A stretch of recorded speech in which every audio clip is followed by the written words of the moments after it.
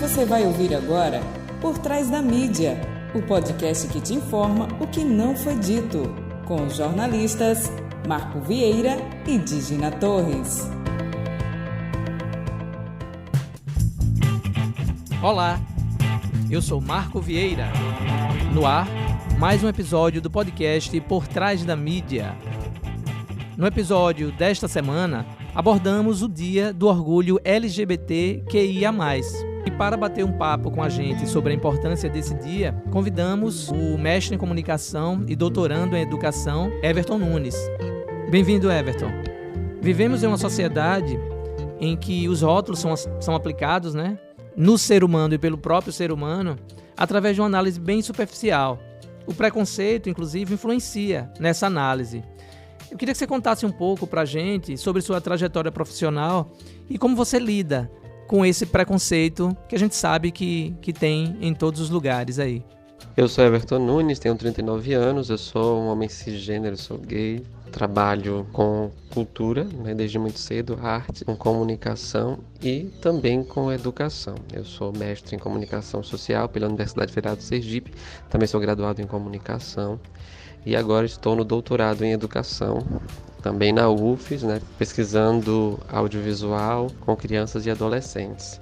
Eu nasci um homem gay e, claro, como muitos LGBTQIA+, a gente sabe da nossa condição humana antes mesmo de compreendermos ela, porque a sociedade nos aponta, nos violenta. Isso começa muitas vezes dentro de casa também, porque os pais percebem a nossa performance de gênero, que na infância ela se mostra através das nossas afinidades, daquilo que como a gente se expressa. Enquanto criança a gente é muito orgânico, muito natural e muitas vezes já expressamos isso nos nossos corpos, nas nossas escolhas. Então a sociedade já nos antecipa o que nós trazemos de diferente. Só que esse processo ele é muito violento geralmente. Os pais, a família, por estarem inseridos em uma cultura que ela é machista, patriarcal, que ela é assim, misógina ainda, discrimina aquilo que aflora, por exemplo, no homem, que é o meu caso, que muitas vezes é o feminino, algo que é identificado como feminino, dentro dessa construção social de gênero que a gente tem.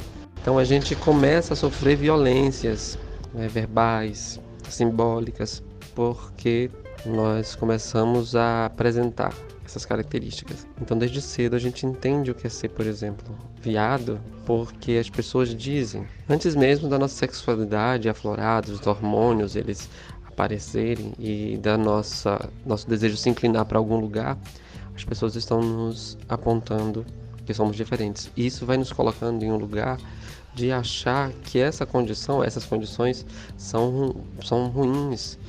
E isso é muito nocivo para todos nós, LGBTQIA+, porque muitas vezes a gente é obrigado a esconder e a se moldar aquilo que a sociedade espera como comportamento de homem ou de mulher, para que a gente possa passar na rua sem ser agredido, para que a gente possa estar nos espaços de educação na escola sem ser ofendido.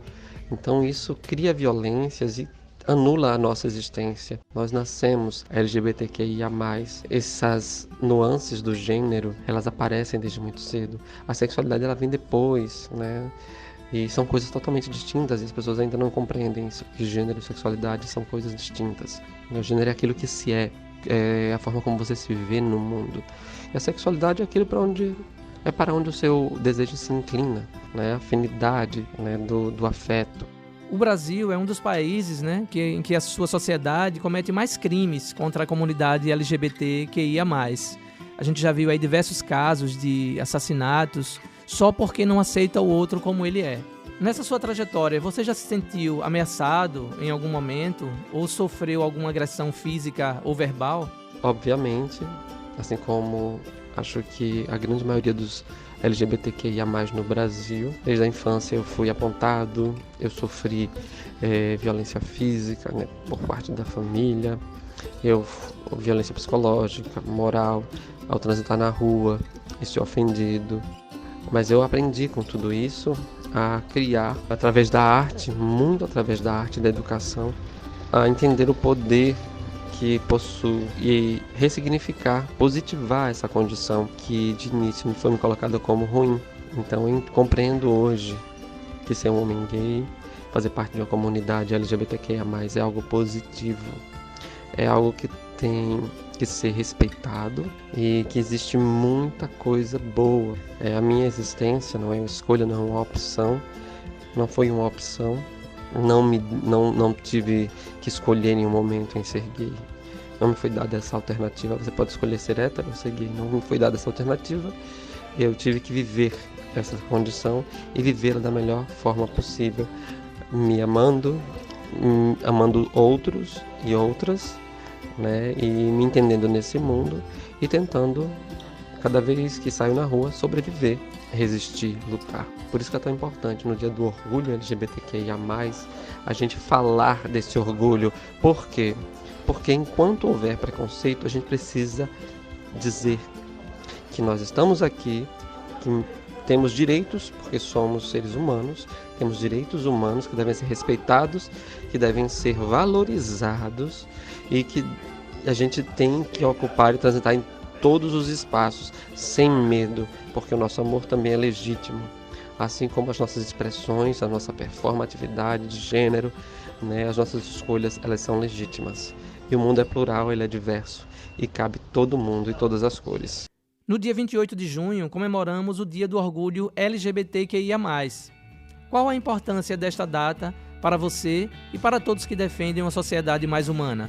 A gente precisa sim, no dia 28 e em todos os outros dias, transitar sem medo, né, e evidenciar esse orgulho pela nossa existência, pelas nossas existências. Nós temos aí realmente um país transfóbico que mata mulheres e homens trans e LGBTQIA+, a todo tempo. Esse índice ainda é alarmante, preocupante. E toda vez que houver violência, nós temos que nos posicionar. E todos os que fazem parte do nosso ciclo, né, e aquelas pessoas que também acreditam que o mundo precisa ser um mundo mais tolerante, devem fazer intervenções quando virem atitudes homofóbicas, falarem sobre isso, tirarem suas dúvidas, né, porque ninguém nasce sabendo, né, mas a gente tem informação aí aberta para todo mundo. Então quando a gente vê comunicadores sociais ou pseudo-comunicadores, né, pessoas que estão aí na mídia questionando ou duvidando da nossa condição, né, da nossa condição como LGBTQIA+, a gente entende que o trabalho ele não parou. Por isso que a gente tem que, sim, no dia 28, reafirmar esse orgulho, porque enquanto houver violência, a gente vai ter que gritar que a gente existe, que a gente está aqui e que nós estamos em todos os lugares, que somos filhos de alguém, que somos maridos e esposas de alguém, que somos profissionais, estamos em todas as áreas, estamos nos dando ao máximo. Nós, LGBTQIA+, não endossamos os índices de criminalidade, por exemplo, não somos nós que violentamos as nossas mulheres, não somos nós que estamos aí tornando o mundo pior. As estatísticas não mostram isso. Infelizmente, a violência ela tem gênero, ela é masculina, mas mais do que isso, mais do que ser masculina, ela é heteronormativa. Porque aqui não se trata de uma diferença do que é melhor ser hétero ou ser gay, não é isso. O que a gente fala que é nocivo para todas as pessoas é essa heteronormatividade tóxica. É a gente querer ver o mundo a partir de uma norma que só atende ao patriarcado. A essa lógica de que o que é masculino é predominante e deve ser visto como superior, e tudo que é relacionado ao feminino tem que ser inferiorizado. Isso precisa acabar. É isso que cria violências ainda hoje e que mata muita gente. Você deve ter visto, Everton, né, recentemente, que repercutiu a fala de uma apresentadora de TV pedindo que os simpatizantes do movimento LGBT, né, ou mesmo a própria comunidade, que tenham paciência com quem não sabe o que dizer aos filhos quando se depara com um casal homoafetivo. O que você poderia orientar aos casais heterossexuais que pensam da mesma forma como essa apresentadora? Vai falar da forma mais natural possível. Eu acho que a gente pode cada vez mais, eu sou educador, então eu acredito muito na educação, acredito sim que temos uma cultura que muita gente ainda realmente não compreende, né, essa diversidade. Nós podemos, sim, enquanto LGBTQIA+, fazer uma ação educativa toda vez, mas isso cansa também, né? A gente está em todos os espaços, a gente está aberto ao diálogo, mas as pessoas muitas vezes elas só querem nos atacar, elas não querem conversar, elas não querem entender, elas querem impor o seu olhar, sua concepção de mundo, às vezes religiosa, enfim, suas crenças, seus valores, e esquecem de nos perguntar o que é isso, né? Como é que funciona? E aí a gente vai lá e explica, mas é um desserviço quando o comunicador social vai até a TV ou no rádio e expressa, né, preconceito, discriminação.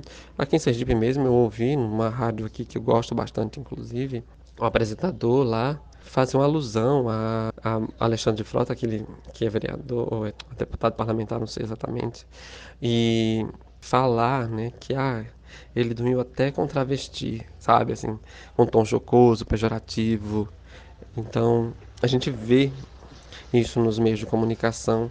Esse desserviço não nos serve. Quem trabalha com comunicação social tem que ter compromisso com o social, com a sociedade, com a diversidade.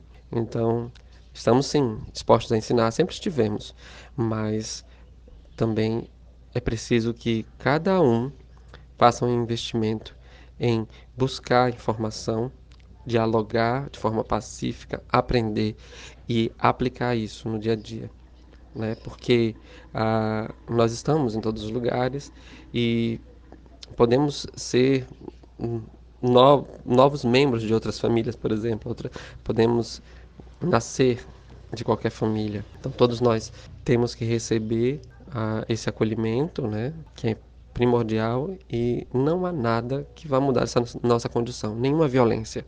Isso não vai sair de nós, nunca, porque isso faz parte do que somos, faz parte dessas camadas que compõem a nossa identidade. E nós somos muito felizes em sermos LGBTQIA+, e reafirmamos esse orgulho todos os dias. Então quero agradecer a você, Marco, pela oportunidade de falar, né, de compartilhar um pouco dessa minha história, dessa minha percepção.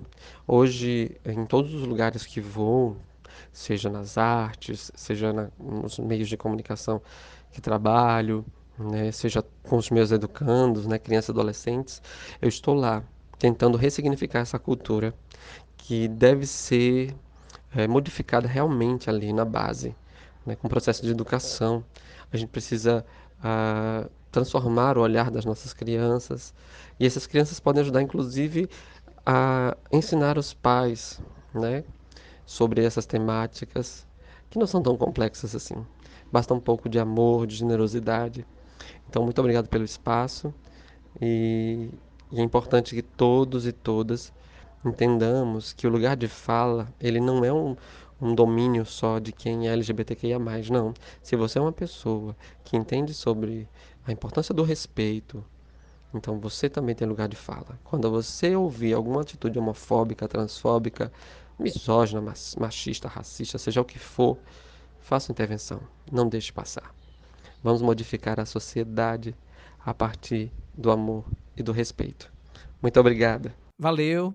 Muito obrigado por sua participação aqui no nosso podcast. Um abraço. Apoio Cultural. Chegou em Aracaju a Solater Jardins, uma empresa especializada na área de jardinagem, com serviços de manutenção de área verde, elaboração e execução de projetos de paisagismo e tratamento e prevenção de pragas e doenças. E ainda fornece insumos para o seu jardim. Mais informações, acesse o site www.solaterjardins.com.br e no Instagram, curta e compartilhe @solater_jardins. Fato da semana. A CPI da Covid no Senado teve um dos momentos mais importantes na última sexta-feira, 25 de junho. O depoimento dos irmãos Miranda revelaram através de documentos e mensagens apresentadas durante a CPI que o presidente da República foi avisado sobre um esquema de corrupção bilionário e nada fez. Um dos irmãos é servidor público concursado do Ministério da Saúde, que é responsável, inclusive, pela autorização de compra de medicamentos no exterior, pela importação de medicamentos e insumos relativos à saúde. E o outro é deputado federal da base do governo Bolsonaro. O irmão, que é servidor, achou muito estranho quando chegou em seu colo, digamos assim, um documento da empresa Precisa e afirmando, apontando que uma empresa que não estava rolada no contrato seria recebedora dos 45 milhões de dólares iniciais desse contrato. Ele se recusou a assinar e a partir daí, se recusou a autorizar e a partir daí começou a ser pressionado por seus superiores. Ambos procuraram o presidente da República no dia 20 de março agora, de 2021, para que o Jair Bolsonaro ficasse ciente do que estava acontecendo, já que é um fato gravíssimo. Eles ouviram do presidente, segundo eles, que o presidente disse meio que assim, esse só pode ser mais um rolo aí do Ricardo Barros. Ricardo, para quem não sabe, é deputado federal e é líder do governo Bolsonaro na Câmara dos Deputados. A CPI, durante a própria audiência, começou-se a pegar alguns fatos. O senador Renan Calheiros lembrou que foi o próprio Ricardo Barros que colocou um projeto de lei que tirava a obrigatoriedade de toda vacina comprada lá fora ser aprovada pela Anvisa. Depois desse fato, houve um prosseguimento até esse documento chegar nas mãos do servidor público. E aí, o fato mais estranho é você ter uma empresa que receberia esse dinheiro num paraíso fiscal. E essa empresa não é citada no contrato. E o presidente sabe disso. Um presidente que foi eleito dizendo que era contra a corrupção, que vamos acabar com a corrupção em nome de Deus, da família e coisa e tal. E há 3 meses nada fez, mesmo dizendo que revelaria isso, levaria esse caso à Polícia Federal. É um fato gravíssimo, mais grave até agora de tantos esses outros aí desse governo Bolsonaro, e que a gente espera como brasileiro que se faça justiça, que todos os envolvidos nesse processo de corrupção, envolvendo uma coisa tão importante que é uma vacina, que poderia ter salvo a vida de milhares de brasileiros, são mais de 500 mil brasileiros que morreram da Covid, e num processo de negação da ciência, de antivacina, que começa a fazer a gente acreditar que foi proposital. Não compraram a vacina antes para que chegasse agora nessa vacina mais cara e 1 bilhão e 600 milhões fosse enviado para uma empresa que recebeu 20 milhões no ano passado e que não entregou o que estava previsto no contrato. É gravíssimo, como eu falei. Então a gente resta agora torcer e pressionar os membros do Poder Judiciário, da CPI, para que toda a verdade venha à tona e que os responsáveis sejam condenados. Fake da semana. A ex-jogadora de vôlei Fernanda Venturini, de 50 anos, repercutiu nas redes sociais nesse último final de semana. Após tomar vacina, ela baixou a máscara e disse que, apesar de ser contra a vacina, estava tomando a da Pfizer, que, segundo ela, era menos pior, e só estaria fazendo isso porque quer viajar ao mundo, e sem tomar vacina não tem como viajar. Muita gente se indignou com a fala dela. Após a repercussão do vídeo, ela viu a besteira que fez, apagou das suas redes sociais e gravou um novo vídeo se defendendo. Abre aspas. Estou aqui para tirar o mal entendido, porque fui mal interpretada ontem quando eu falei da vacina. Vocês acham que eu estou feliz com 500 mil mortes que o Brasil teve? O mundo teve milhões de mortes. Vocês acham? Se eu fosse contra, eu não teria me vacinado. Eu hoje tenho um programa de saúde no YouTube, justificou a ex-jogadora. Mas quem acredita nessa sinceridade pós-traumática? Eu não. E esse foi o Por Trás da Mídia. Esperamos vocês na próxima semana. Tchau, tchau.